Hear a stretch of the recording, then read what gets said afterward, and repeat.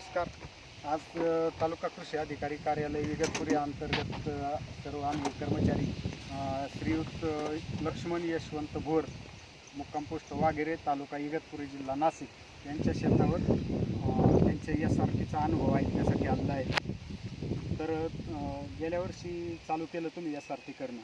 तर त्यापूर्वी जे पारंपरिक पद्धतीने पुनर्लागवड शेती करत होते भाताची जाळ करून चिखल करून तो आणि गेल्या वर्षीचा SRTने केलेला भात, तर याच्यात काय फरक जाणवला तुम्हाला? तर आम्ही गेल्या वर्षी त्याच्या आधी 2-3 वर्षापूर्वी पारंपरिक पद्धतीने शेती करत होतो, भात शेती.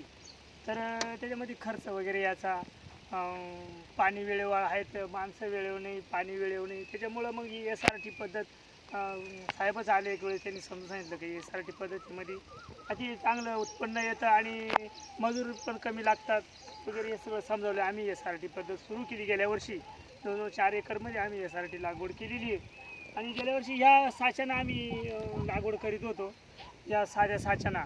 परंतु या वर्षी आम्ही हे टोकन यंत्र घेतलं आणि या टोकन यंत्रामध्ये अगदी 3 पट वेळ वाचतो. म्हणजे याला जर एक वाफा यानं जर केला या साच्याना, तर यानं या टोकन यंत्रानं 3 वाफे होतात. त्याच्यामुळं याचा तिप्पट वेळ वाचतो आणि खर्च पण कमी येतो.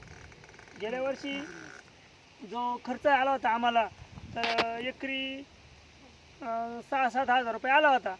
आणि जेव्हा पारंपरिक करतो त्यावेळेस 13-14 त्याच्या प्लस पण व्हायचा. त्याच्यामुळं जी पद्धत चांगली आहे, त्याच्यामुळं जमिनीचे पोत पण सुधारतो. जमीन आमची भुसभुशीत झालेली आहे आता सध्या. उत्पादनाला काही फरक पडला? उत्पादनसुद्धा एकरी 3-4 पोते आम्हाला वाढले होते.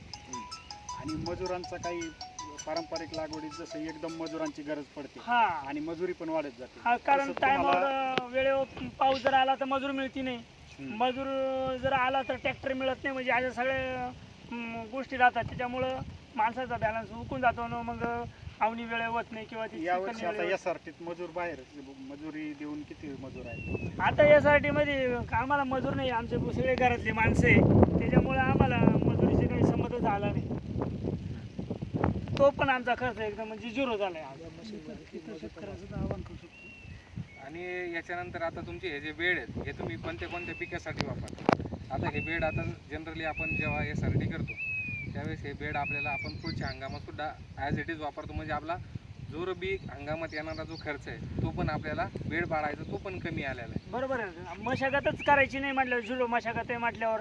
आता समोर इकडे बघा तुम्ही, याच्यामध्ये आम्ही भातानंतर गहू घेतला, गहूनंतर चिया घेतलं आणि आता आम्ही परत याच्यामध्ये भात टोकन करणार आहे. हरभरा घेतला, आता सध्या मका आहे खालच्या वावरांमध्ये. त्याच्यामुळं आम्ही बेड मोडलाच नाही. आता 2 वर्षापूर्वी 2रं वर्ष बेड मोडलाच नाही. म्हणजे तुमचं पारंपरिक लागवडीचा 14,000 किंवा त्याच्यापेक्षा जास्त जातो. SRT करत असताना 6 ते 6.5 हजार, 6-6.5 हजारामध्ये सहज होऊन जातं. एकरी खर्च लागवड होऊन जाते. तुमचा वेळ, पैसा, सोंगणी पण वेळेवर येते, बाजारभाव पण जास्त चांगला मिळतो, श्रम पण सर्व याच्यात बचत होऊन SRT लागवड ही शेतकऱ्यांच्या दृष्टीने आर्थिकदृष्ट्या फायदेशीर ठरत आहे असं चित्र दिसतंय सगळीकडं.